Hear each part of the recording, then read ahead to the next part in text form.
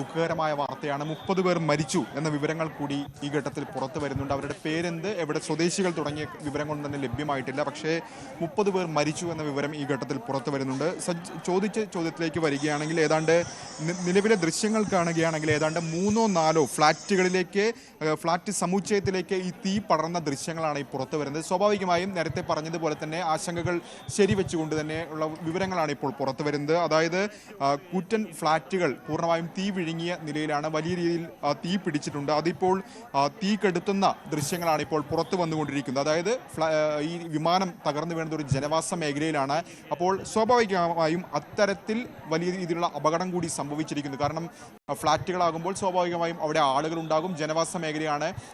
ഫ്ളാറ്റുകൾക്കകത്ത് ആളുകളുണ്ടാകാം, പുറത്ത് ആളുകളുണ്ടാകാം. ആ മേഖലയിലാണ് ഈ വിമാനം ഏതായാലും തകർന്നു വീണിരിക്കുന്നത്. ഏതായാലും അവിടെയുള്ള രക്ഷാപ്രവർത്തനം ഇപ്പോൾ നടന്നുകൊണ്ടിരിക്കുന്ന ദൃശ്യങ്ങളാണ് പുറത്തു വന്നുകൊണ്ടിരിക്കുന്നത്. അങ്ങനെ വലിയൊരു അപകടത്തിന് ഇപ്പോൾ സ്വാഭാവികമായി അഹമ്മദാബാദും രാജ്യവും സാക്ഷിയായി കൊണ്ടിരിക്കുകയാണ്. ഏതായാലും 30 പേർ മരിച്ചു എന്ന വിവരം കൂടി ഈ ഘട്ടത്തിൽ പുറത്തു വരുന്നുണ്ട്. മറ്റ് വിവരങ്ങളിലേക്ക് ഏതായാലും നടന്നിട്ടില്ല. മാത്രമല്ല അഹമ്മദാബാദ് വിമാനത്താവളം ഇപ്പോൾ അടച്ചിരിക്കുകയാണ്. കാരണം രക്ഷാപ്രവർത്തനത്തിന് അവിടെ മുൻഗണന നടത്തുന്നത്. അതുകൊണ്ട് കണക്കിലെടുത്തുകൊണ്ട് തന്നെ മറ്റ് വിമാനങ്ങൾ സർവീസ് ഇപ്പോൾ തൽക്കാലം നിർത്തിവെച്ചിരിക്കുന്നു. അതായത് 5 മണിവരെ അടച്ചു, വിമാനത്താവളം അടച്ചു എന്ന വിവരം ഈ ഘട്ടത്തിൽ പുറത്തു വന്നുകൊണ്ടിരിക്കുകയാണ്. ഒപ്പം തന്നെ director general of aircraft accident investigation bureau AIAB Ahmedabad അപകടത്തെക്കുറിച്ച് അന്വേഷണം നടത്തും എന്നുകൂടി ഇപ്പോൾ വ്യോമയാന മന്ത്രാലയം അറിയിക്കുകയും ചെയ്തിട്ടുണ്ട്. ഏതായാലും വ്യോമയാന മന്ത്രി രാംമോഹൻ നായിഡു ഇപ്പോൾ വിജയവാഡയിൽ നിന്ന് പ്രത്യേക വിമാനത്തിൽ ഇപ്പോൾ ഗുജറാത്തിലേക്ക് തിരിച്ചിട്ടുണ്ട്. അവിടെ രക്ഷാപ്രവർത്തനത്തിന് മേൽനോട്ടം വഹിക്കും, നിലവിലെ സാഹചര്യങ്ങൾ നിരീക്ഷിച്ചു വരുന്നു എന്ന പ്രതികരണമാണ് ഉണ്ടായിട്ടുള്ളത്. ഒപ്പം തന്നെ ഗുജറാത്ത് മുഖ്യമന്ത്രിയുമായും പ്രധാനമന്ത്രി നരേന്ദ്രമോദി സംസാരിച്ചിട്ടുണ്ട്. ആ നിലയ്ക്ക് സർക്കാർ സംവിധാനങ്ങൾ ഏകോപിപ്പിച്ചുകൊണ്ടുള്ള രക്ഷാപ്രവർത്തനത്തിനാണ് ഈ ഘട്ടത്തിൽ മുൻഗണന നൽകുന്നത്. ഏതായാലും അവിടെ ഇപ്പോൾ നിലവിൽ NDRFും ഫയർഫോഴ്സും ഒക്കെ തന്നെ നിലയുറപ്പിച്ചു. SDRF ഉൾപ്പെടെയുള്ളവർ നിലയുറപ്പിച്ചിട്ടുണ്ട്. അവരുടെ നേതൃത്വത്തിലാണ് പരമാവധി ആളുകളുടെ ജീവൻ രക്ഷിക്കാനുള്ള ശ്രമമാണ് നടന്നുകൊണ്ടിരിക്കുന്നത്. ഒപ്പം അഹമ്മദാബാദ് നഗരപ്രദേശമാണ്. സ്വാഭാവികമായും ഈ നഗരത്തിന് പുറത്തുള്ള മേഖലകളിൽ നിന്നുള്ള കൂടുതൽ ആംബുലൻസുകളും ഫയർഫോഴ്സ് യൂണിറ്റുകളും ഇപ്പോൾ ഈ സ്ഥലത്തേക്ക് എത്തിക്കൊണ്ടിരിക്കുകയും ചെയ്യുന്നു. ഏതായാലും DGCA ഇപ്പോൾ വിശദീകരിച്ചിരിക്കുന്ന പ്രധാനപ്പെട്ട കാര്യം, DGCയുടെ ഭാഗത്തു നിന്നാണ് ഔദ്യോഗികമായി തന്നെ എന്താണ് സംഭവിച്ചിരിക്കുന്നത് എന്ന കാര്യത്തിൽ ഒരു സ്ഥിരീകരണം ഇപ്പോൾ വന്നിട്ടുള്ളത്. DGCA പറഞ്ഞിരിക്കുന്നത്, അതായത് റൺവേ 23 നിന്ന് ഏതാണ്ട് 1:39 ഈ വിമാനം പറന്നു വരുന്നത്. അതിനുശേഷം ഒരു കോൾ വന്നു, മെയ്ഡേ കോൾ വന്നു എന്നാണ് പറയുന്നത്. സ്വാഭാവികമായും ഇത്തരത്തിൽ കോളുകൾ വരാറുള്ളത് ഏതെങ്കിലും തരത്തിൽ അപായ സൂചന, ഏതെങ്കിലും തരത്തിൽ അപകട സാധ്യതയുള്ളപ്പോഴാണ്. അപ്പോൾ അത്തരത്തിൽ കോൾ വന്നിരുന്നു. അതിനുശേഷം ഒരു പ്രതികരണവും വിമാനത്തിൽ നിന്ന് ഉണ്ടായിട്ടില്ല എന്ന പ്രതികരണം ഇപ്പോൾ DGCയുടെ ഭാഗത്തുനിന്ന് കൂടി വരികയാണ്. ഏതായാലും എയർപോർട്ടിന് സമീപത്തുള്ള ജനവാസ മേഖലയിൽ ഫ്ളാറ്റ് സമുച്ചയങ്ങൾക്ക് സമീപത്താണ് തകർന്നു വീണ്. നമ്മൾ നേരത്തെ ദൃശ്യം കണ്ടതുമാണ്. നിരവധി കെട്ടിടങ്ങൾക്ക് മുകളിലൂടെ ഈ വിമാനം കടന്നു പോകുന്നു. അതിനുശേഷം പെട്ടെന്ന് അഗ്നിഗോളമായി മാറുന്ന ദൃശ്യങ്ങളൊക്കെ തന്നെ കണ്ടതാണ്.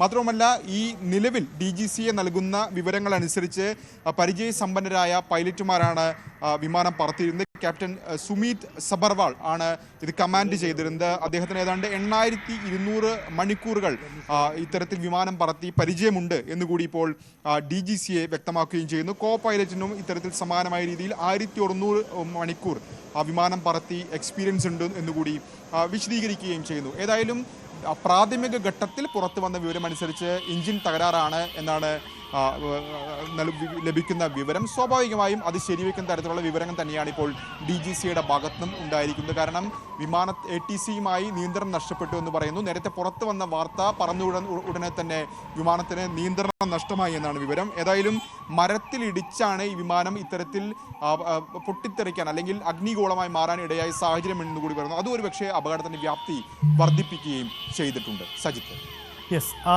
സൂചിപ്പിച്ചതുപോലെ തന്നെയാണ് സംഭവിച്ചിരിക്കുന്നത്. എന്തായാലും ഇത് വളരെ പ്രധാനപ്പെട്ട ചില വിവരങ്ങൾ കൂടി പുറത്തു വരുന്നുണ്ട്. എന്തായാലും വളരെ എക്സ്പീരിയൻസ് ആയ ക്യാപ്റ്റൻ നയിച്ചിരുന്ന ഒരു ഫ്ലൈറ്റാണ് അപകടത്തിൽപ്പെടുത്തത്. അങ്ങനെയെങ്കിൽ അസാധാരണമായ സാഹചര്യങ്ങൾ എന്തെങ്കിലും ഉണ്ടായോ എന്ന കാര്യം കൂടി പ്രസക്തമാണ്. ഫ്ലൈറ്റ് റഡാർ വിവരം കൂടി ചില സൂചനകൾ നമുക്ക് പങ്കുവെക്കുന്നുണ്ട്. നമുക്ക് അതിലേക്ക് കൂടി ഒന്ന് പോകുമ്പോൾ ഈ ഫ്ലൈറ്റിൻ്റെ ആ അപകട സമയത്തെ വേഗത സംബന്ധിച്ച ചില സൂചനകൾ ഉണ്ടായിരുന്നു. അതായത് ഗ്രൗണ്ട് സ്പീഡ് 322 കിലോമീറ്റർ വേഗതയിൽ റൺവേയിലൂടെ അവസാന ഘട്ടം പാഞ്ഞതിന് ശേഷമാണ് ഈ ഫ്ലൈറ്റ് പറന്നുയരുന്നത് ഏകദേശം ഈ റൂട്ടിലാണ്. അതായത് അതിൻ്റെ ഒരു ഗ്രാഫിക്കൽ പ്രസൻറ്റേഷനാണ്, ഏകദേശമുള്ള കണക്കാണിത്. റൺവേയിലൂടെ ഇത്ര ദൂരം യാത്ര ചെയ്തതിന് ശേഷമാണ് ആ ഫ്ലൈറ്റ് പറന്നുയർന്നിരിക്കുന്നത്. ആ സമയം സ്പീഡ് 322 km/h ആണ് വേഗത. ഇത് ഏകദേശം ഈ ദൂരം വരെ പറന്നുയരാൻ സാധ്യതയുണ്ട്. അതായത് 8000 മീറ്ററാണ് അപ്പോൾ ഉയരം എന്നത് ശ്രദ്ധിക്കുക. 320 km വേഗതയിൽ, ഈ വേഗതയിൽ ഈ ഉയരം വരെ ഒരു പക്ഷേ ആ ഫ്ലൈറ്റ് പറന്നെത്തിയിട്ടുണ്ടാവാം. അതിനുശേഷമാവാം സംഭവിച്ചിട്ടുണ്ടാകുക. അതായത് 1:38 ടേക്ക് ഓഫ് ടൈം. ആ 1:38 ടേക്ക് ഓഫ് ടൈമിന് ശേഷം വെറും 5 മിനിറ്റിനുള്ളിൽ പറന്നുയർന്ന ആ ഫ്ലൈറ്റ് ഈ ലൊക്കേഷനിലെത്തിയതിന് ശേഷമായിരിക്കാം യന്ത്രത്തകരാർ മൂലം പിന്നീട് ഉയരാൻ കഴിയാതെ ജനവാസ മേഖലയിലേക്ക് തകർന്നു വീഴുന്ന സാഹചര്യം ഉണ്ടായത്. ഇത് ഫ്ലൈറ്റ് റഡാർ നൽകുന്ന ചില വിവരങ്ങളാണ്. ഇത് ഏറെക്കുറെ കൃത്യമായ ഒരു വിവരം തന്നെയാവാം. എന്തായാലും ഇതിൻ്റെ ഔദ്യോഗിക വിശദീകരണം നമുക്ക് കൂടുതൽ വ്യക്തമാവേണ്ടതുണ്ട്. ഒരു കാര്യം വ്യക്തമാണ്, ഈ അപകടം സംബന്ധിച്ച കൃത്യമായ ചില സൂചനകൾ ഇത് കൃത്യമായി പങ്കുവയ്ക്കപ്പെടുന്നുണ്ട്. അതായത് ടേക്ക് ഓഫിന് മുമ്പ് കണ്ടെത്താൻ കഴിയാത്ത എന്ത് യന്ത്രത്തകരാറാണ് ഈ വിമാനത്തിനുണ്ടായിരുന്നത്. പലവട്ടം പല കുറി പല രീതിയിൽ സുരക്ഷാ പരിശോധനകൾ പൂർത്തിയാക്കിയ ശേഷമാണ് പ്രത്യേകിച്ച് അന്താരാഷ്ട്ര വിമാന സർവീസുകൾ പോലും വിമാനങ്ങൾ പുറപ്പെടുക. അങ്ങനെയൊക്കെ ഉണ്ടായിരുന്നിട്ട് കൂടി എന്തുകൊണ്ട് ഇത് കണ്ടെത്താൻ കഴിയാതെ പോയി? മറ്റെന്തെങ്കിലും അട്ടിമറി സൂചനകളുണ്ടോ? യന്ത്രത്തകരാർ തന്നെയാണോ? ഇങ്ങനെയുള്ള നിരവധി ചോദ്യങ്ങൾ ഉയരുന്നുണ്ട്. സാധാരണ രീതിയിൽ യന്ത്രത്തകരാർ സംഭവിക്കുന്നത് പറന്നുയർന്ന ഉടൻ തന്നെ ഇത്തരമൊരു അപകടം അത് സാധാരണ രീതിയിൽ സംഭവിക്കുകയാണ്. ഫ്ലൈറ്റ് അപകടങ്ങൾക്ക് സാധാരണ നമ്മൾ കാണുന്നതാണ് പറന്നുയർന്ന് അത് ഉയർന്ന തലത്തിലെത്തുമ്പോൾ സംഭവിക്കുന്ന ചില അപകടങ്ങൾ അത് പിന്നീട് തകർന്നു വീഴുന്ന സാഹചര്യങ്ങൾ നമ്മൾ കണ്ടിട്ടുണ്ട്. മറ്റൊന്ന് അത് ഫ്ലൈറ്റ് ലാൻഡിംഗ് സമയത്ത് നടക്കുന്ന ചില അപകടങ്ങളാണ്. ലാൻഡിംഗ് കൃത്യമാവാതെ പോകുമ്പോൾ ലാൻഡിംഗ് ഗിയറിൻ്റെ തകരാറും മറ്റ് അനുബന്ധ തകരാറുകളും വരുമ്പോൾ ഫ്ലൈറ്റ് അപകടങ്ങൾ നമുക്ക് കേരളത്തിലടക്കം അനുഭവമുണ്ട്.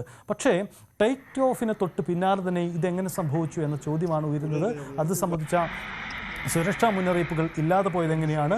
അത് നിരവധി ചോദ്യങ്ങൾ സ്വാഭാവികമായും ഉയർത്തുന്നതുമുണ്ട്.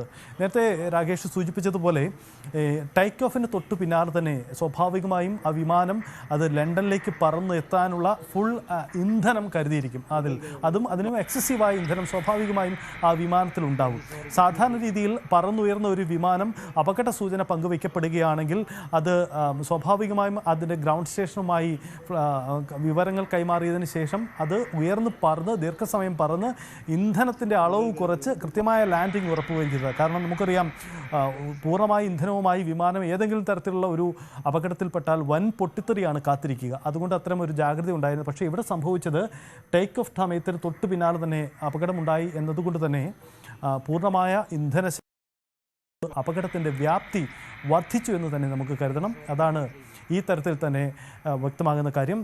എന്തായാലും അപകട മേഖലയിൽ ജനവാസ മേഖലയിലേക്കാണ് ഈ ഫ്ലൈറ്റ് തകർന്നു വീഴുന്നത്. അത് ജനങ്ങളെ സംബന്ധിച്ച് വലിയ അമ്പരപ്പുണ്ടാക്കിയിട്ടുണ്ട്. അവിടെ വലിയ രക്ഷാപ്രവർത്തനങ്ങൾ ഇപ്പോഴും നടക്കുകയാണ്.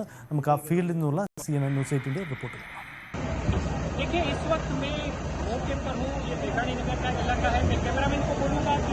आप देखिए कि यहाँ एयर इंडिया की जो